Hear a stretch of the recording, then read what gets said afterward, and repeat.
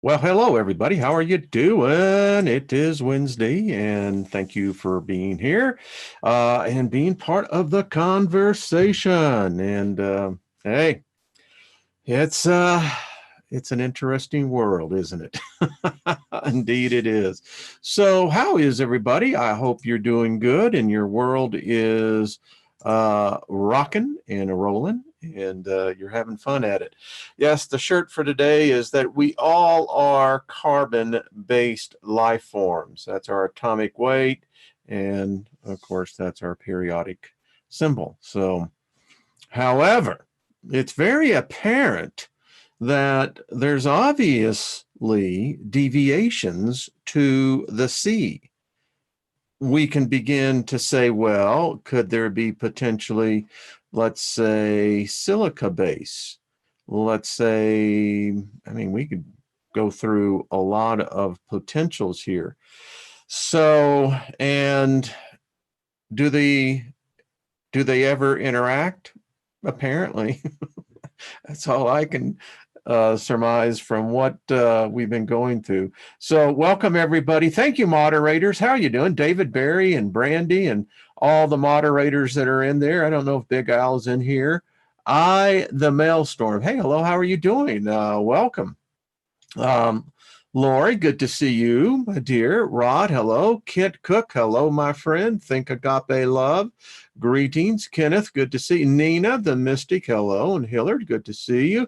Dave, Darth, Lisa, and there's just so many of you. Welcome. Thank you for being a part of the journey here, and it's an honor to have your presence.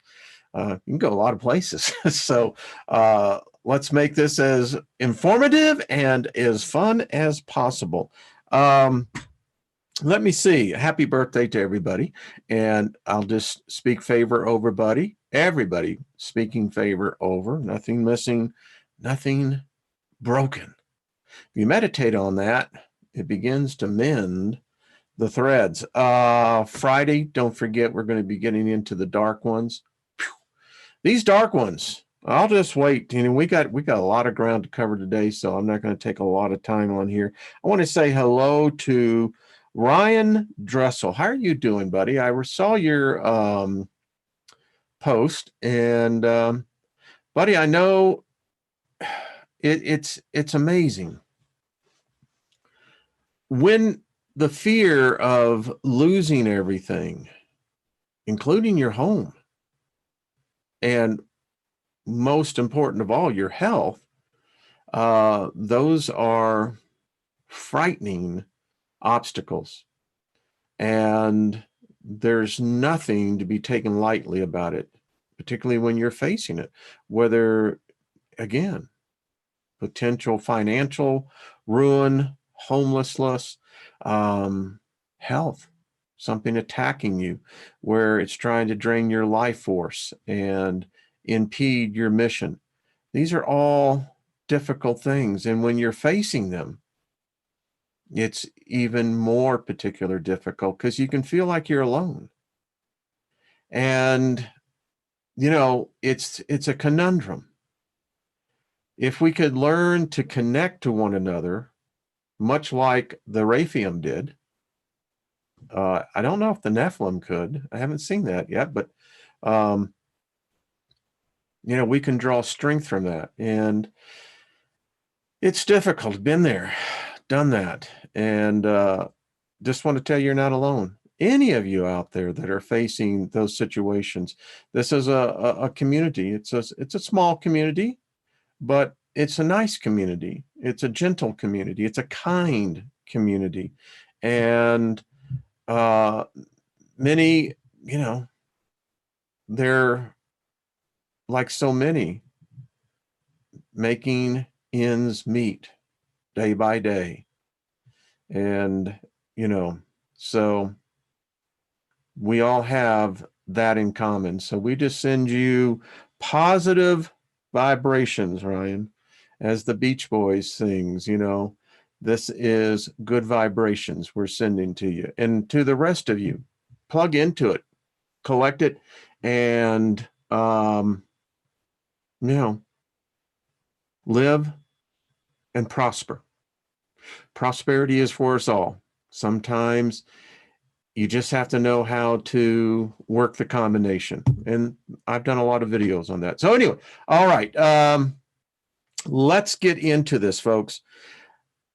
Yeah, I'll just get this. We'll just get into it. It's a fascinating story.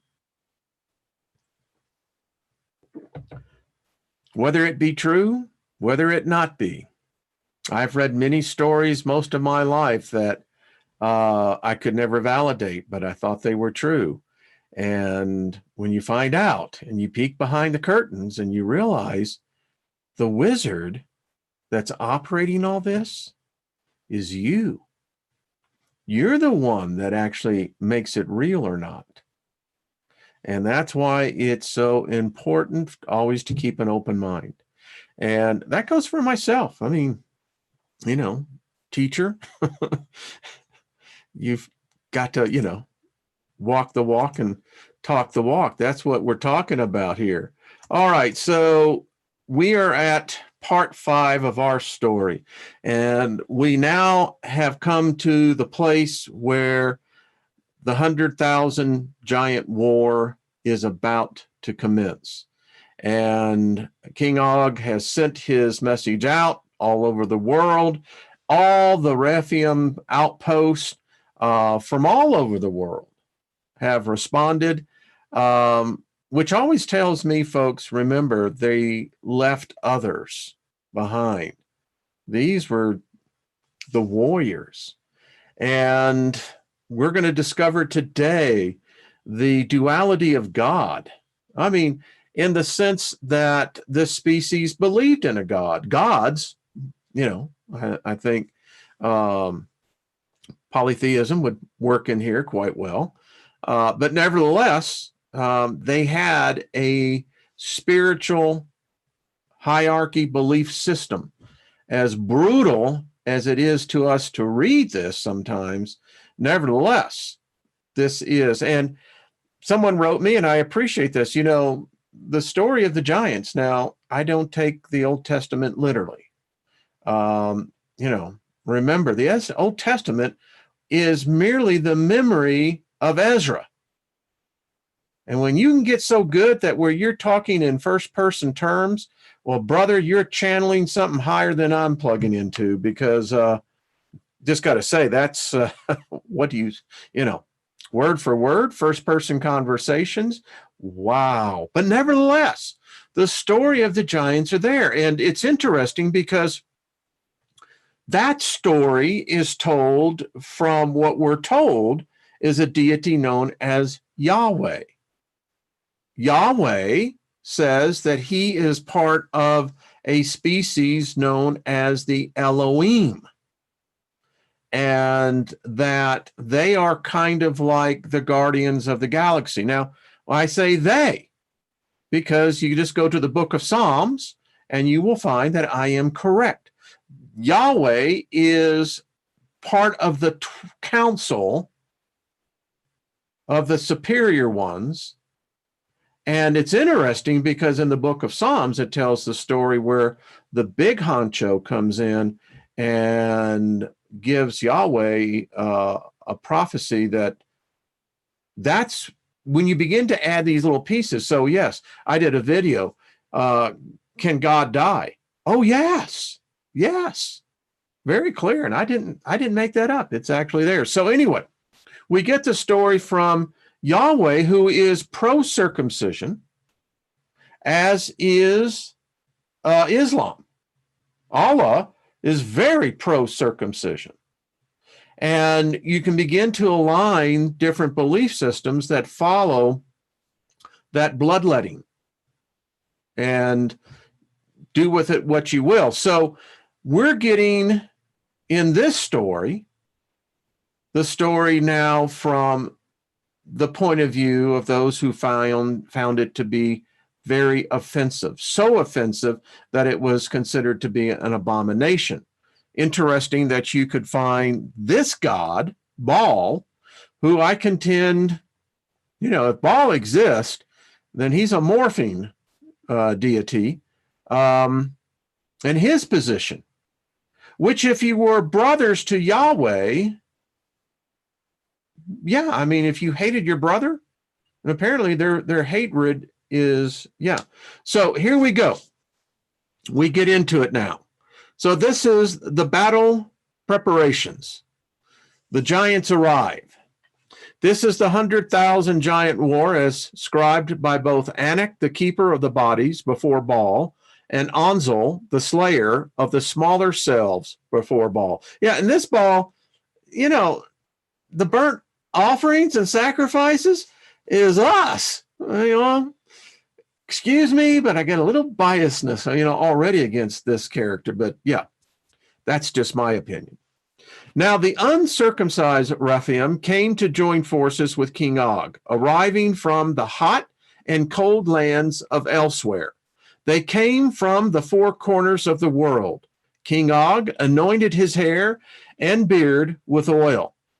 And then this goes really into, you know, a lot of the belief systems of the children of Israel. And it goes further into other religions. But anyway, King Og stood before the 100,000 Rephaim and said with a loud voice, "Thrust your sickle and reap, for the time has come for you to reap.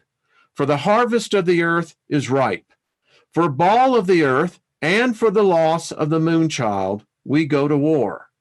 Baal of the moon spoke through King Og, smaller self-sorceresses. They spoke to August, Ornes, Anzal, and Anak, the keeper of the bodies before Baal. Now Baal speaks. Baal gave instructions to the Rephaim. Take 50 giants, one from each army, and command each one of the 50 to carry a stone as large as he can upon his shoulder, and lay them at the entrance to the field of the battle.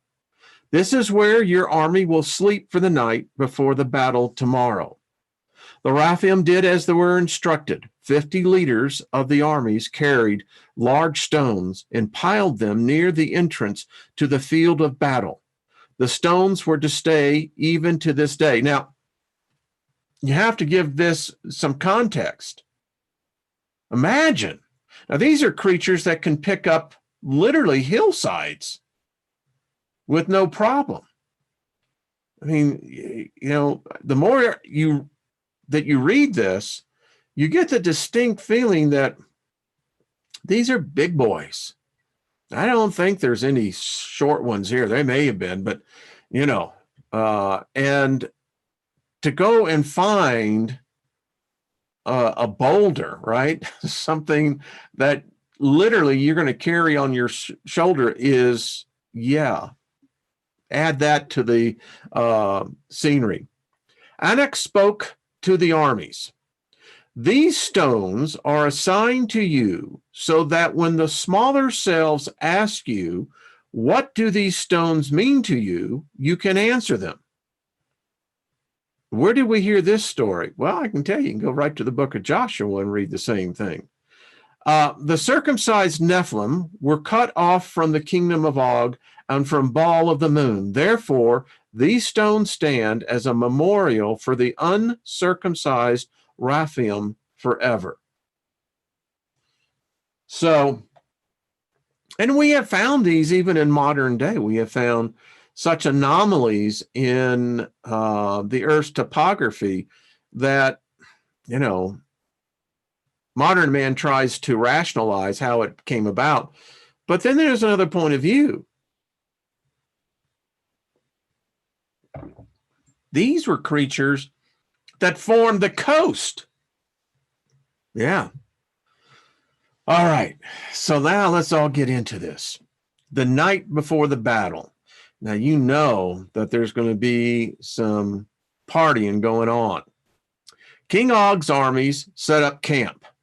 The giants that celebrated with food and drink served by Stolas. Well, we know what Stolas cooks.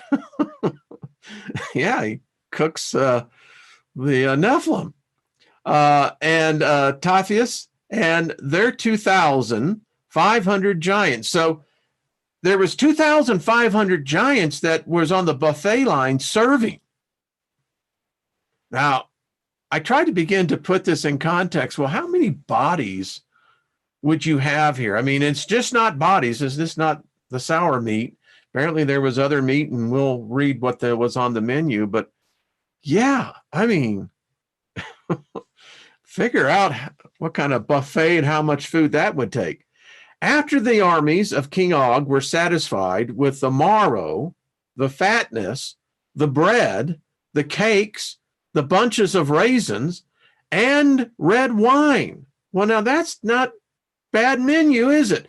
Except for I don't know what the marrow is. You know, I may do the whole vegetarian thing on this one here. Just saying. They pushed their plates away and fell into a deep slumber. I can imagine.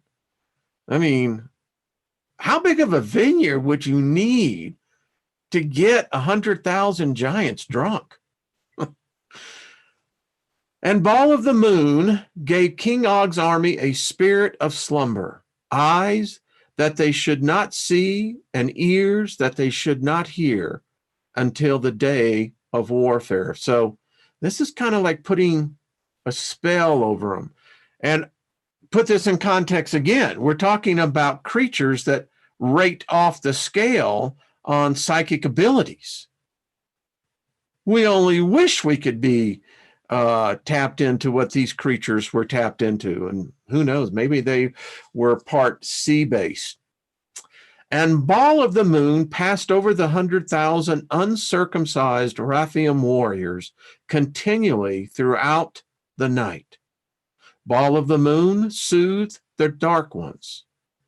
Now, I can only guess at how many dark ones Baal, and he's obviously a very powerful deity, to be able to literally calm these hordes of,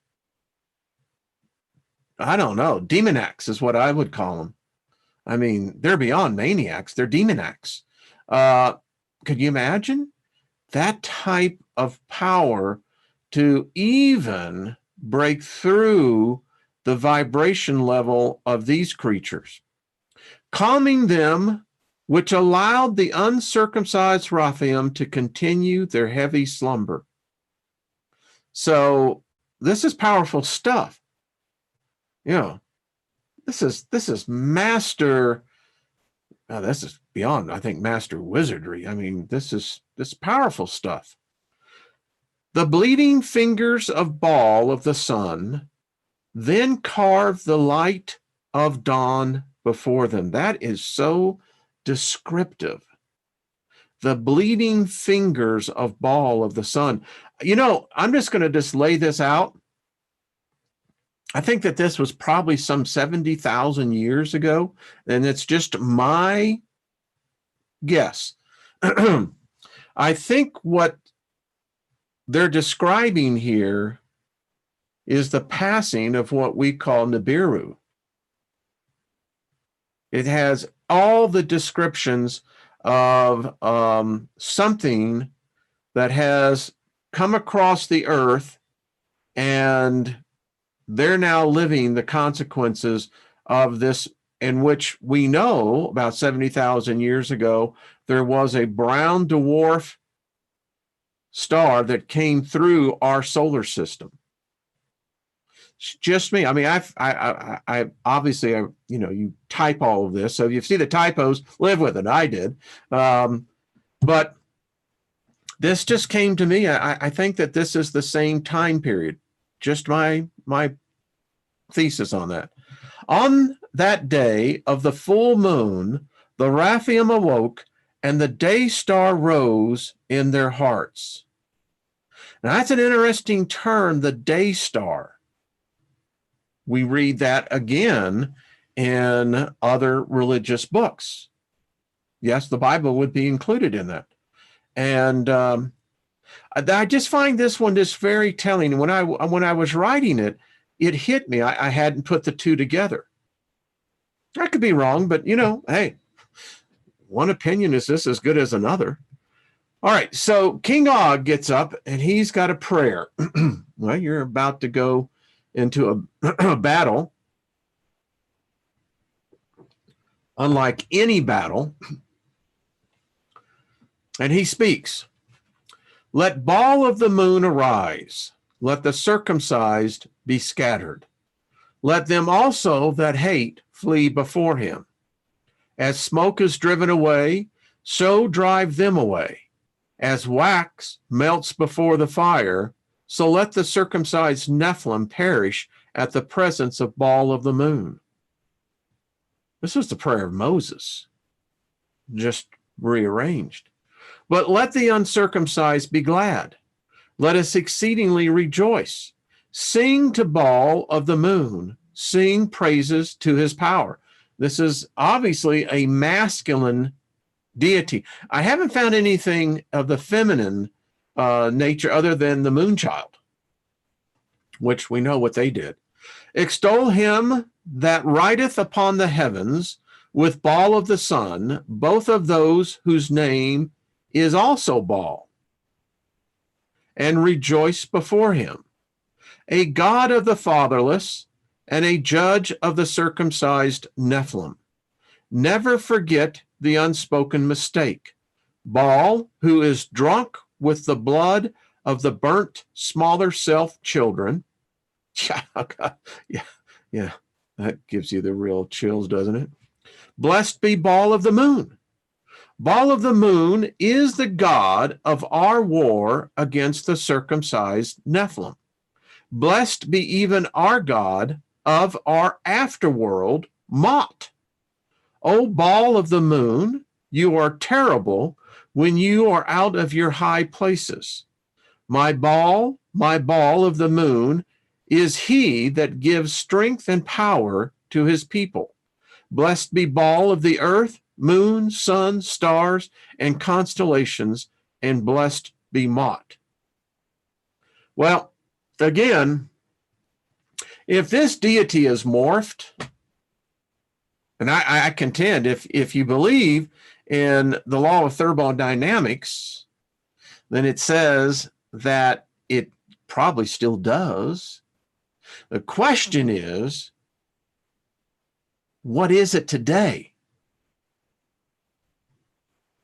Think about that. So Og, now all you Bible students, you're going to just freak out on this.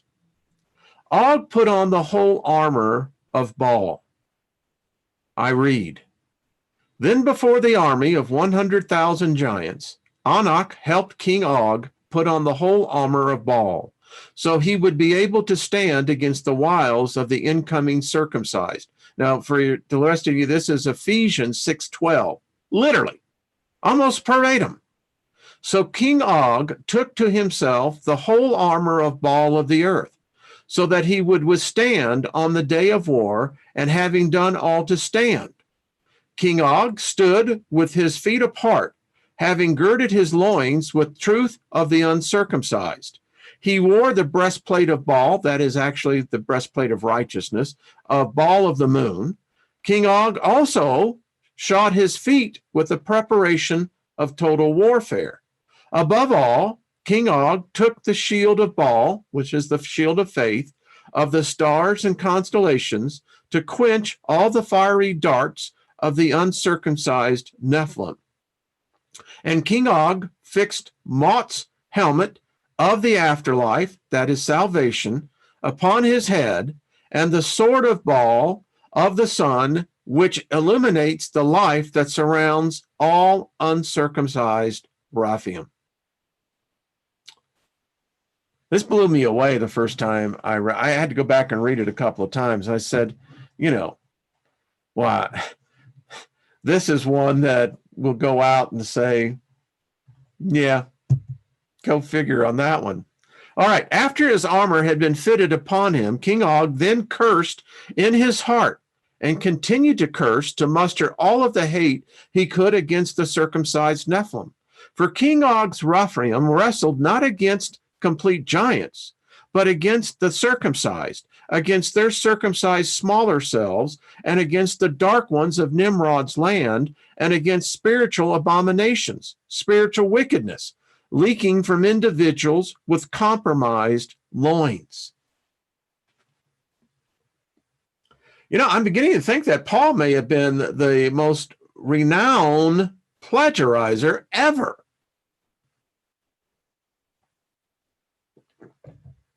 This is literally, and many of you who have studied the Bible, you know exactly what I'm talking about.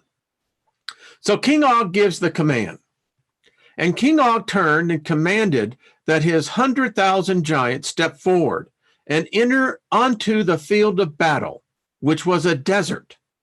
And the desert was called Damnation. King Og's uncircumcised armies looked across the field of battle, and there they saw Nimrod's great armies gathering at the entrance of Nimrod's kingdom. The circumcised Nephilim and their circumcised smaller selves then stood on the field of battle, and their numbers was as the sand that is upon the seashore in multitude. Now, this is significant, folks, because this clearly indicates humans fought alongside of the giants. Now, we can say that our stories, going from whether it's this story out of the Old Testament, the story out of Norse mythology, all over the world has been incorporated. Could it be that this is how those stories came about, that our ancestors indeed fought alongside? We were in this 100,000 giant war. Think about that.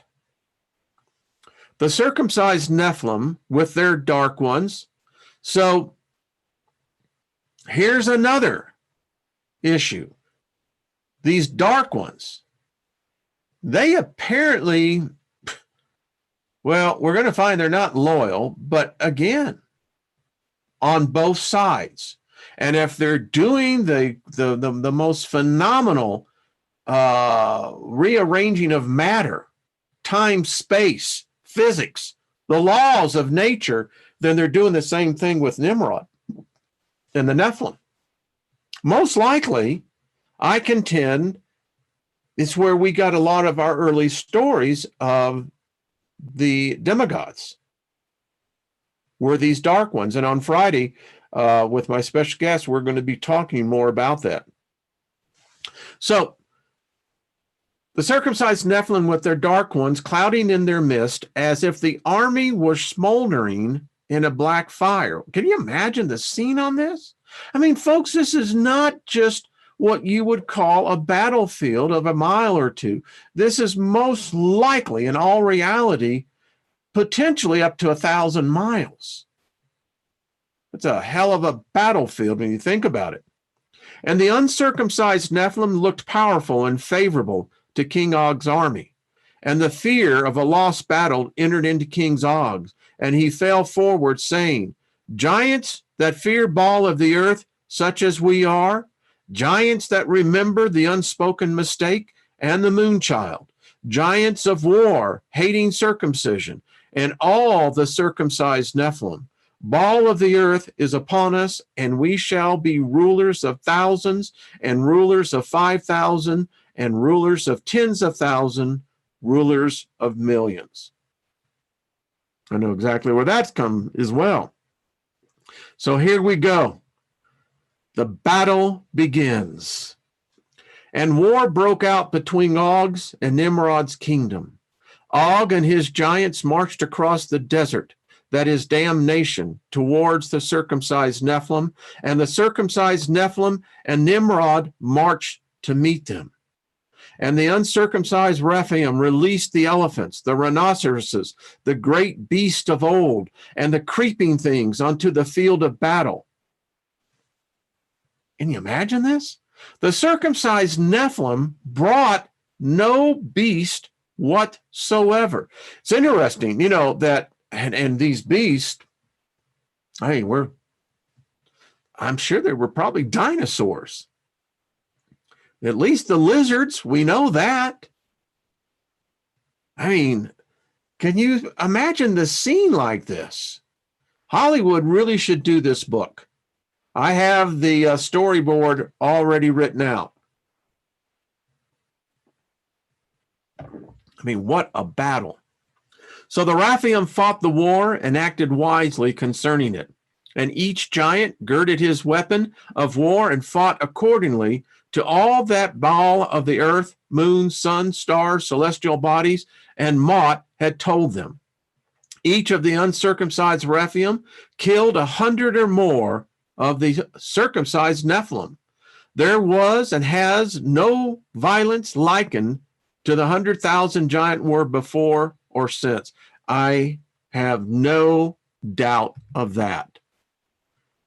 The great flood starts, and the water began to fall from the sky. This is the Noah's flood thing, man, folks. This is it.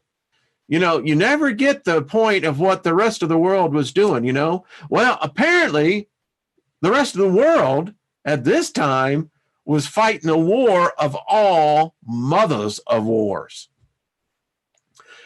And the water began to fall from the sky, and all who marched were wet, and their weapons were made heavy because of it. The uncircumcised Rephaim, whose minds were full of violence, were driven on by the death of the moon child and their hatred of the circumcised, which strengthened their violent resolve. The circumcised Nephilim also had minds of violence and anger about the moon child worth going to war over. And the water mixed with the ground of the field of the battle, which were called Damnation, and the mud became thick and slowed them some. Now, this came to me as I was writing this thing out.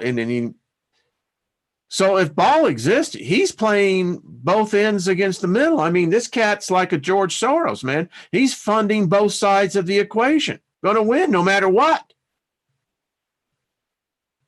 I mean, would you not think that either side of their gods would say, time out? Maybe this is not the best idea. No, they got it full forward, maximum overdrive, baby. The uncircumcised walked forward to the circumcised, and the Rephaim walked upon the field of battle as if in the middle of the sea. And the water fell upon them, and the giants carried their swords, axes, drivers and chasers, and lances, and led their beasts of old to kill on the battlefield. So, look, it just started pouring. And already, they say it's already up to, about their knees.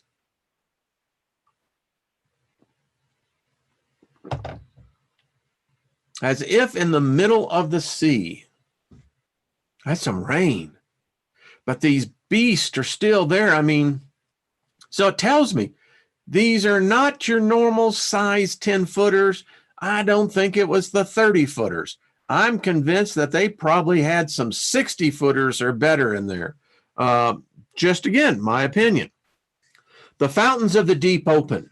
Now, we've read everyone who's ever studied this in the book of Genesis. Let me give you the other perspective. The fountains of the deep opened also, and the windows of heaven opened even wider, and the rain fell unrestrained upon the field of battle, and the waters returned to the earth continually, and they were not abated. This was the very beginning of the 40 night and day rain prophecy that had been foretold by the priest of Baal of the sun. So maybe the small folks got the message from the big folks, and we know there was no Noah character, we know it was Unepiston. That is where the Epic of Gilgamesh, where the Noah story came from. So I wouldn't doubt maybe if Unepiston probably knew some of this was going on. Who knows? The mud then became as thick cold darkness that swallowed at the Rephaim's feet as they marched. The anger and hatred grew within King Og's army against the circumcised Nephilim. For Baal of the moon sent his wrath in this war against the circumcised nation. Baal of the moon hardened King Og's heart so that he would not lose the war. Baal of the moon then strengthened King Og's and his giants to take plunder and to strip off the spoils from the temples and the dwellings and to trample the circumcised Nephilim like beggars in the streets. So this shows that there was a battle outside of the battlefield. We're going to read a little bit more about that. And remember, these temples that they're raiding, tearing down, apparently were the temples of Baal over on Nimrod's side. They didn't say anything about a Jehovah. They didn't say anything about a Yahweh. So, but they do talk about Baal. The battle intensifies.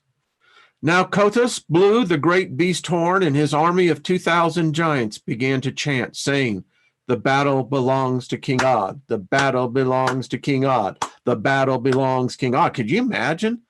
You get 100,000 giants singing this, saying this, it's going to start shaking the very freaking ground. Cato's army then blew their horns, and all 100,000 of King Og's army continued the chant. The blackening ground shook and grew wetter still as a marsh or a riverbed. The field of battle became heavy as when one is sent to me with heavy tidings, and the rain poured with more violence upon the earth. King Og's army continued, and the great beast of old marched with them. The dark ones leapt from one uncircumcised Rephaim to another Rephaim, and there was much darkness and spiritual terror on both sides of the battlefield. Man, you think about this, folks. This is the type of energy that I don't think man has ever seen. I doubt if we ever will. I mean, the psychic negativity of pure hate. This is what we're talking about. There is no light. There is no thought of compassion. There is nothing but hate.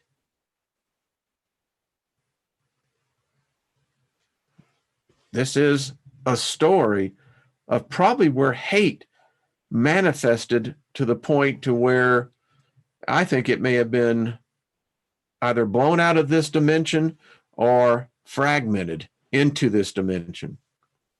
The dark ones covered the Rephaim with large whirlwinds that circled and climbed into the rain above them. So this is kind of almost like providing some cover.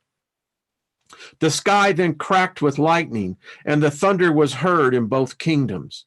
The rain poured onto the field of battle as water pours from a pitcher. The dark ones floated across the water between armies. Now, this is an interesting point because this gives physicality. It gives substance to matter. And isn't it odd how they put that, we were taught faith is the substance of things hoped for, the evidence of things not seen. They believe it is hate is the substance of things not seen. And the idea of whatever these things are, these dark ones floating across the water between this is a scene. I've never seen anything like this ever. Reports from the field of battle. Varus, this dark ones, went across and entered the circumcised Nephilim and learned of their battle secrets and returned them to him. Man, talk about remote viewing. Beros, dark ones, followed, who entered the circumcised Nephilim and confused their ways so that they wounded one another. Amok's dark ones went across the desert of damnation and wounded and disemboweled the circumcised Nephilim.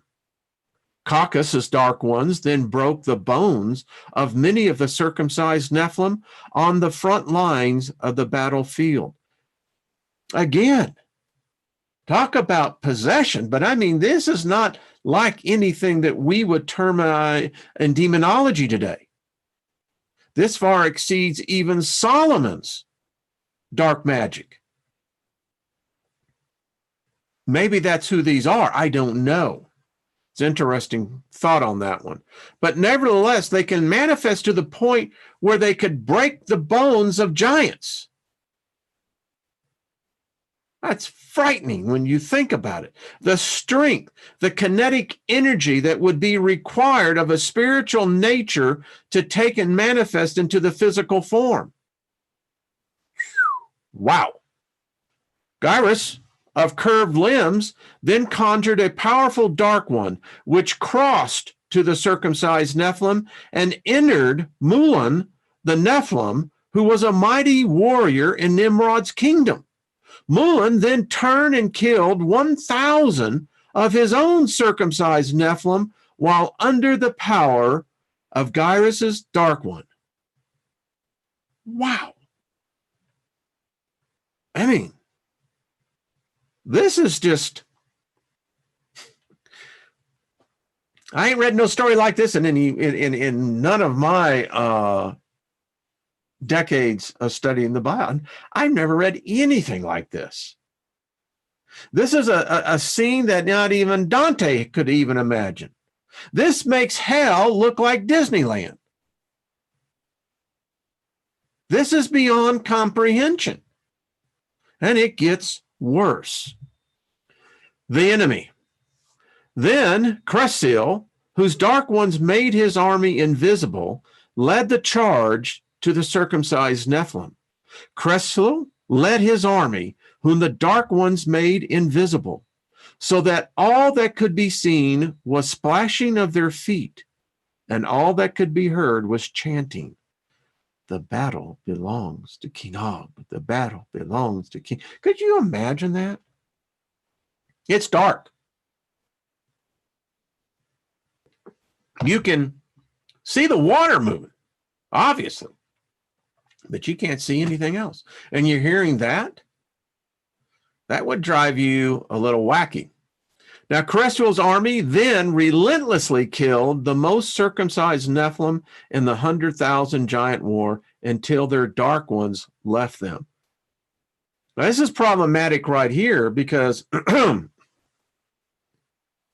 it shows that I guess when it got really intense, they split. Now,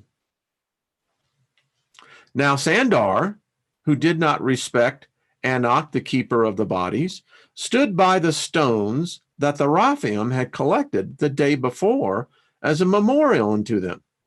Sandar then commanded the strongest 50 in his army of 500 giants to join him, and they threw the stones over Cressil and the uncircumcised Rephaim. The stones fell and crushed many of the circumcised Nephilim in the rain. Sandar, whose dark ones spoke in turn through him, then led his army into the battlefield to kill and defile the wounded. Again, I'm thinking, what are you talking about? You're probably talking at least a mile or two of being able to throw these stones. I mean, they were already of such a nature that the 50 strongest of the 100,000. The war continues. Then Virak, the perfect, whose visage was beautiful, led his army of 500 uncircumcised Rephaim into battle. After many of his uncircumcised Rephaim had been killed, Virak looked to the sun and called out, "Have I not served you with my moving large voice, O ball of the sun? Show me your hatred for the circumcised." And the rocks of fire fell from the heavens with the rain, crushing many circumcised Nephilim.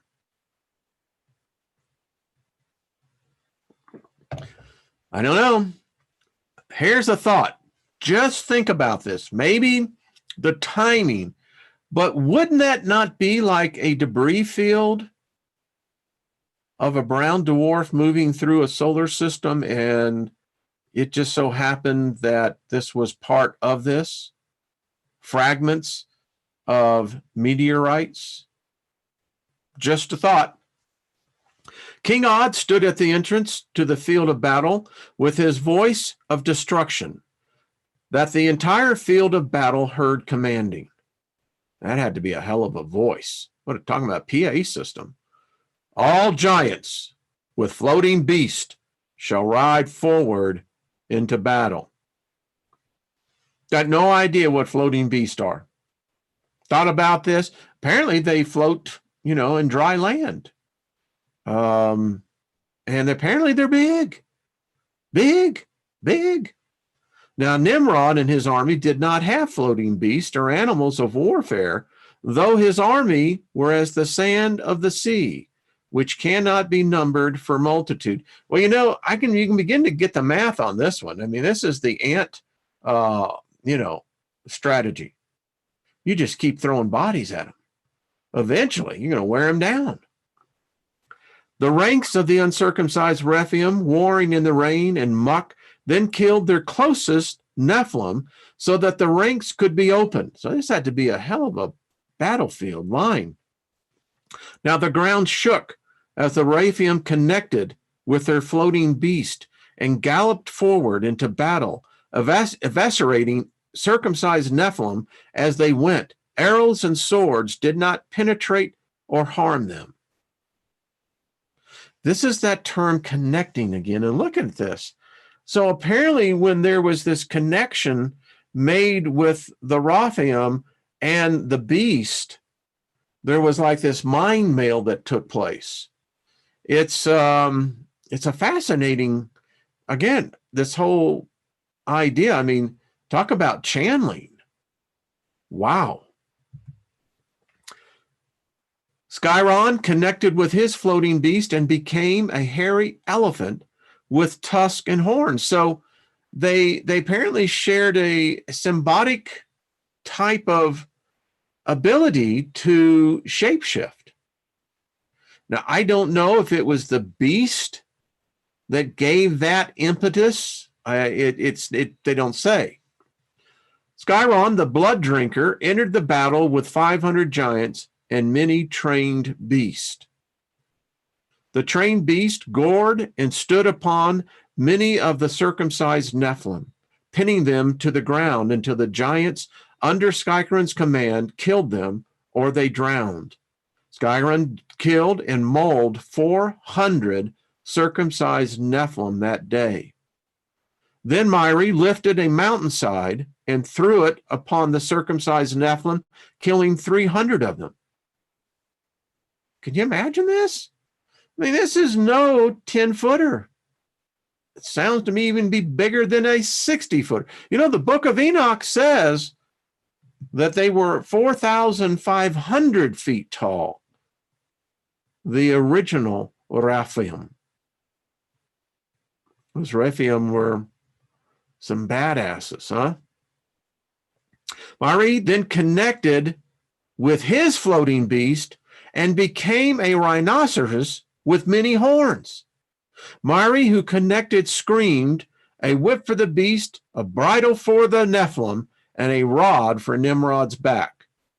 Myri's army of 500 Rephaim followed him and slaughtered scores of circumcised Nephilim with no fear, as butchers slaughtered dull beasts for meat. And Myri and his army were responsible for a very great slaughter, for there fell of Nephilim 1,000 giants. The muck. Korb the drunker connected to his floating beast and became as a bear. Korb, with his army of 500 giants, clawed and tore into the ground, digging under the rain before the circumcised Nephilim, and created a mud pit that the circumcised Nephilim fell into and were killed. Imagine how deep that had to be. And the waters of the mud pit were so full of blood that Korb remarked, "Do not look at the field of battle or its pit when it is red, when it gives its color at your feet. When it moves itself aright, lest at the end you forget to bite like a serpent or sting like an adder. Korb and his army then held that they had not yet died under the mud, drowning them in the rain. For the circumcised Nephilim offended all who believed in Baal of the moon, earth, sun, stars, celestial bodies, and Mot. It was better for them that Rephaim fists were hung about their necks and that they were drowned in the depths of the muck. That's hatred, man. Gets far now. This really gets intense. Arkrut attacks. Then Arkrut, who sharpened his nails, pressed forward with his army of 500. Arkrut connected to his floating beast and became a lion. Arkrut remained close to the ground and tore at the flesh of the genitals of the circumcised Nephilim that attacked. Arkrut's army followed suit, and the entire melee was concerned with removing the loins of the circumcised Nephilim on the field of battle. And they cut at the linen breeches that the circumcised Nephilim used to cover their nakedness from the loins into the thighs. The Rephaim hacked and assaulted.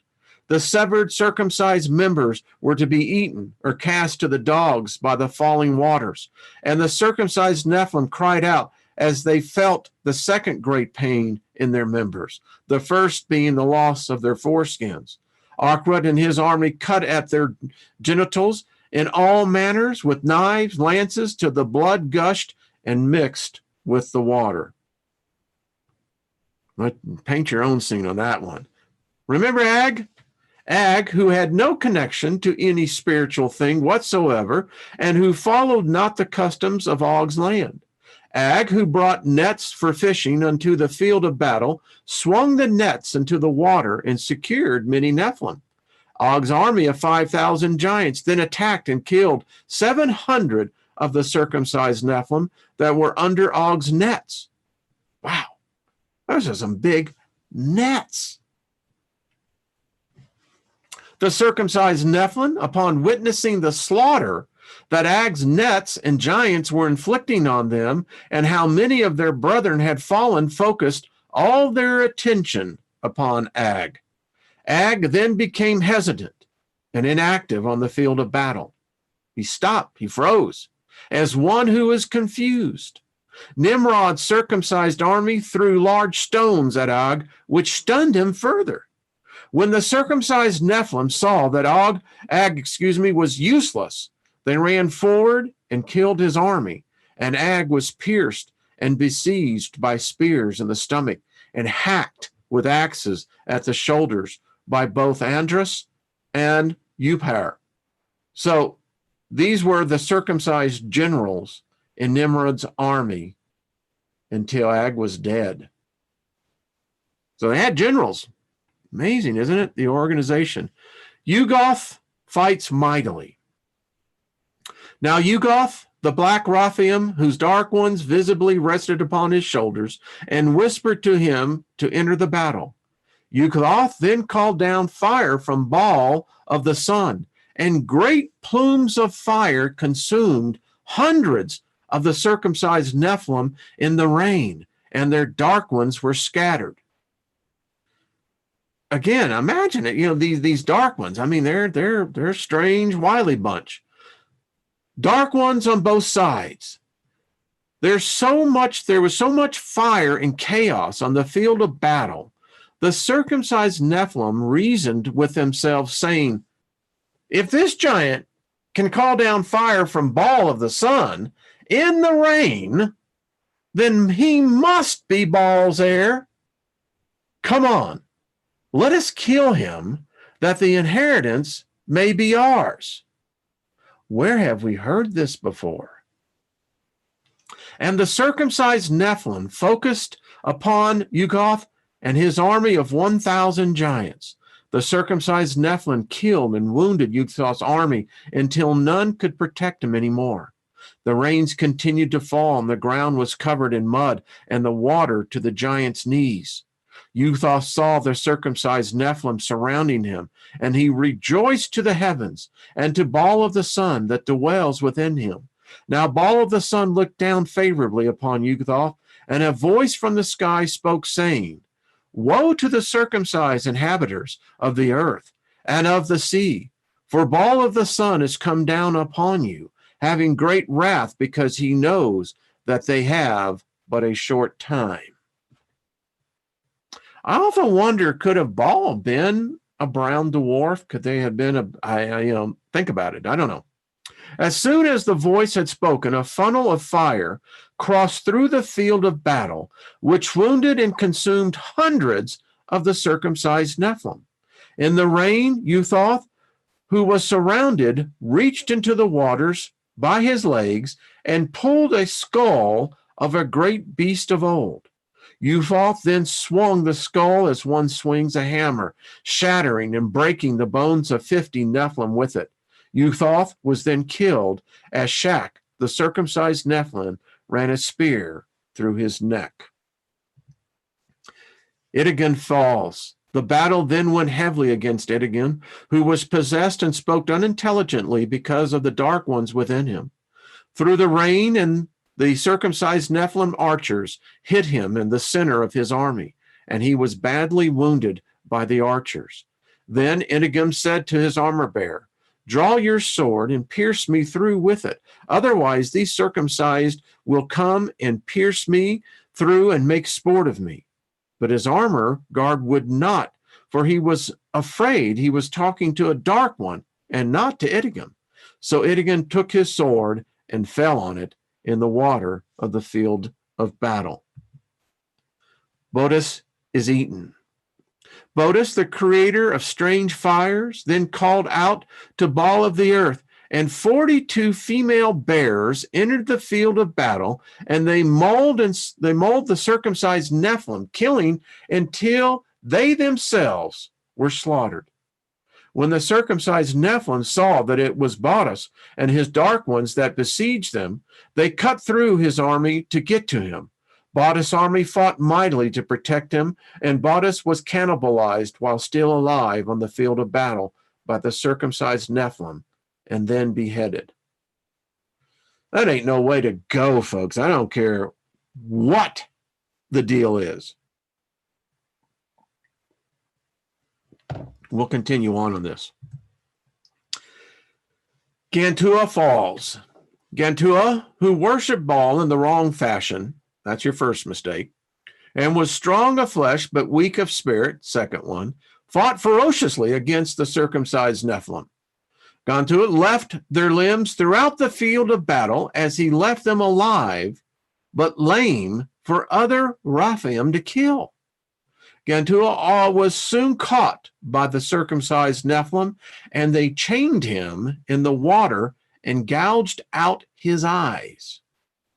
Gantua, whose army of 500 giants were slaughtered while seeing Gantua abused by the Nephilim until he was dead.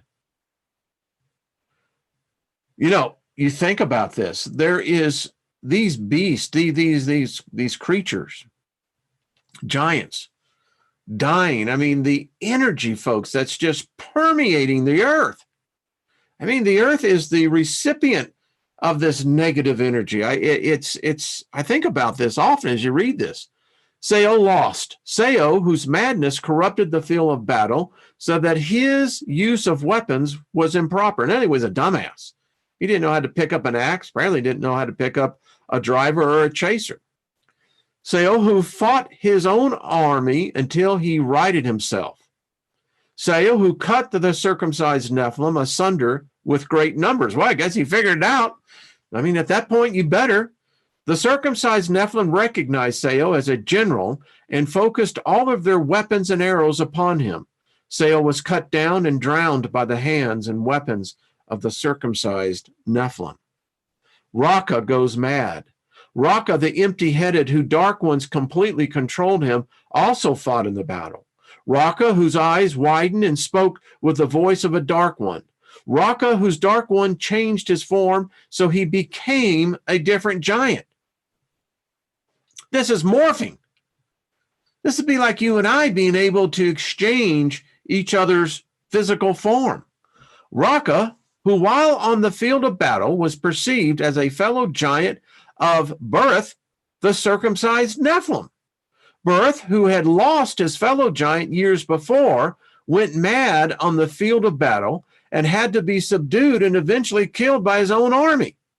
Raka was driven through with a pole and hoisted above the dead in the rain. I've seen images of that in other things, particularly with the War of the Angels.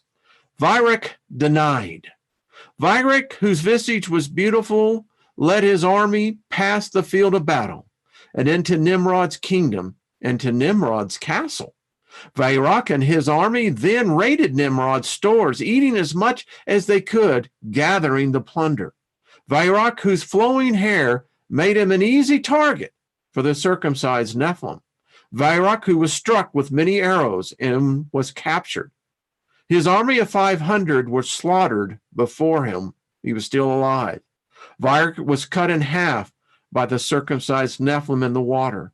As he died, he begged Baal of the sun to cast down boulders upon his enemies, and he received no answer. I think we're going to break it off right here. We'll get into this tomorrow. We're getting near the end because now the battle is getting to the point where the big boys are literally come in, and tomorrow we actually get into where Og and Nimrod go one-on-one. Yeah. Fascinating story. I mean, pick up for you might, whether it's true or not, I don't know. I contend someone could have channeled this. Well, thank you, David. Yeah, absolutely. Well, we're getting into the end, and Friday is going to be interesting because, again, we've got the stories of these. Al, how you doing, my friend? Much love to you as well. Folks, we got to connect the pieces. I mean, if the giants were here, they were written about. Again, I had a good friend who wrote me, and they said, well, Og was called the fugitive because he escaped the flood.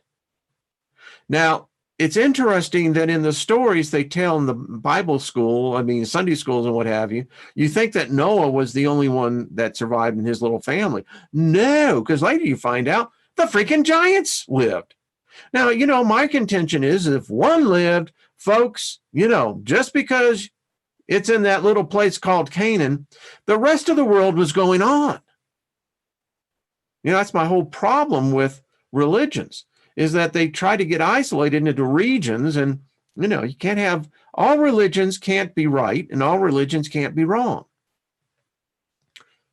Think about that one. They can't, you would zero them out. I heard that. Yeah. Anyway. Okay. So I hope you've been finding this enjoyable. It's a thrill to write it because as you're putting it through, these characters come alive, and when you read about their demise, man, they went down. They didn't go peacefully, man. They went down bad. They went down, and I contend that these dark ones and the rest of this energy went somewhere. We got to figure that piece out. All right, folks. True Helper, how you doing? You see you do this. Well, thank you. Thank you. That's very kind of you. Thank you for everyone who does subscribe. I don't ask, but hey, join the party. That's what I say. All right, folks, we're going to pick it up tomorrow. And like I said, we're down to probably the last two parts of this. There'll probably be 7 parts in total. And yeah, it just makes you go, I appreciate all of you so much. Thank you. Honor and a privilege to be considered amongst you. And it's always nice to have friends. That's what I say. All right. Be good to yourself, folks. Thank you. I'll see you tomorrow. Remember, folks, tonight, 12/12, the full moon.